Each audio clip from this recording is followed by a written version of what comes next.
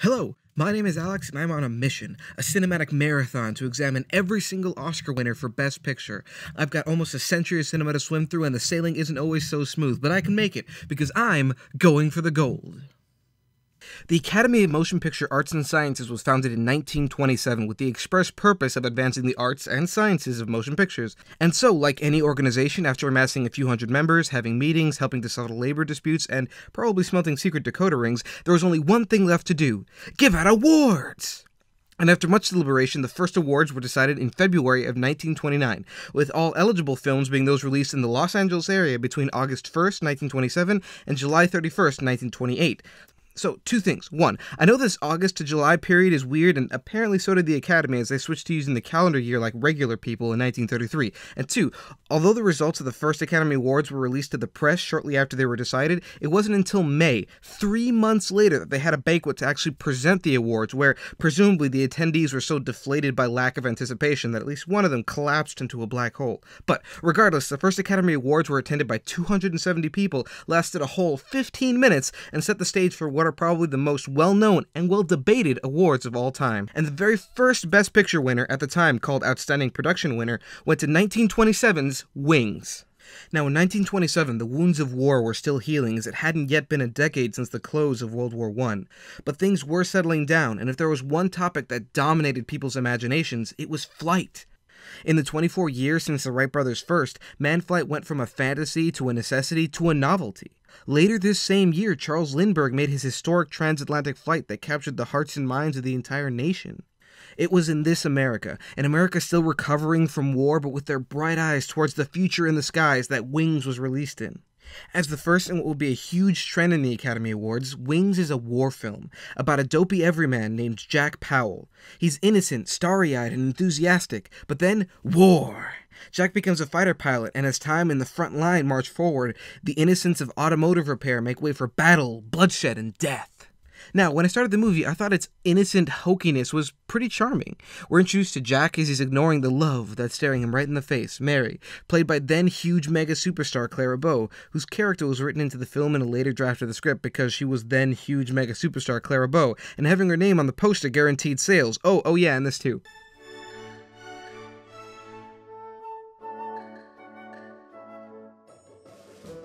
Wings is an adorable film full of patriotism. I felt it bordered on propaganda at the start, especially as only the best of the best can serve their country, and butts! Now the butts, and Clara Bow's performance right here, are significant because such naked depictions would become outlawed with the introduction of the Motion Picture Production Code in 1930. Nicknamed the Hays Code after William H. Hays, the then president of the Motion Picture Producers and Distributors of America, the code forbade pictures from lowering the moral standards of those who see it, and placed restrictions on showing nudity, sex before marriage portrayed in a positive light, portrayals of crime without the criminals finding justice, interracial relationships, and more.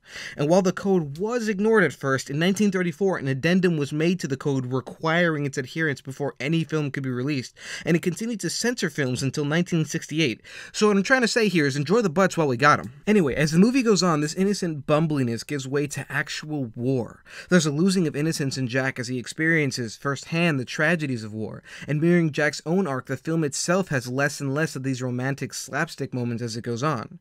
And sure, we come out victorious in the end, but at a cost. And the movie makes sure you know this. Dogfights often end in bloodshed, and even in many of the moments away from fighting, you're reminded of death by the graveyards often seen in the surrounding areas. This isn't to say that the movie becomes too heavy. There's a wonderful sequence when Jack goes to Paris and presumably gets drunk, but it looks more like he's tripping balls. Or more accurately, tripping bubbles. But even these whimsical scenes don't last, as all leave is cancelled for the big push to win the war.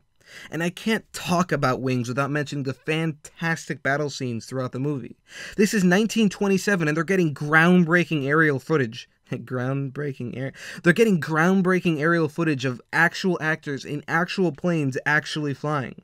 Director William A. Wellman was a pilot and so had a keen eye for these aerial shots, even postponing filming on days with no clouds, as without clouds you can't get a real sense of the planes actually moving through the air. The film even opens with an incredible shot of a biplane going vertical for the title to be displayed on. That isn't to say that this extraordinary detail was limited only to the sky, though. Wellman coordinated thousands of extras to recreate an enormous battle, choreographing ground troops, tanks, and planes, all to make a sequence that feels more like newsreel footage than a movie. To say that Wings was impressive for its time is a gargantuan understatement. Yes, it often feels hokey with its silent film, exaggerated acting, simple, bumbling love story, and patriotic overtones, but to me that makes the hard war scenes even harder. We ride so high on the charming innocence of it all that when the harsh tragedy knocks us down, we fall even further. But it's also a movie, I think, about going on after tragedy. Clara Bow complained about the movie, saying she was unhappy that her part was merely decorative, but I kind of disagree with her. Mary is madly, innocently in love with Jack, and Jack infuriatingly ignores her.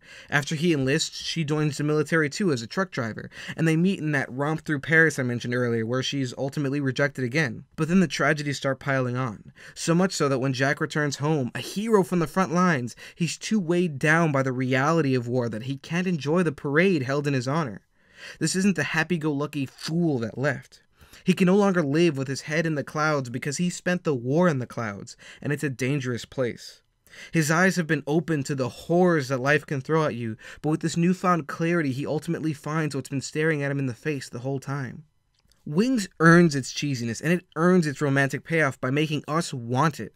We, like America at the time, I'm sure, want to believe that all the chaos was worth something. Wings shows us the death and destruction that can consume whole nations, but tells us that though these tragedies will never be forgotten, life goes on. We can still look up at the sky and see a shooting star, and if we're lucky, we'll end up locking lips with sexy Clara Bow. Thank you. Hello everyone, I hope you enjoyed this video. Please let me know what you thought, and let me know if you've seen Wings and what you thought about it. It really impressed me. I was awestruck by just what a movie 90 years old was able to achieve, and I'm hoping to find more gems like this as I go along. I'm sure not all the movies I'm going to watch in this series are going to be great, but I'm hoping most of them will be.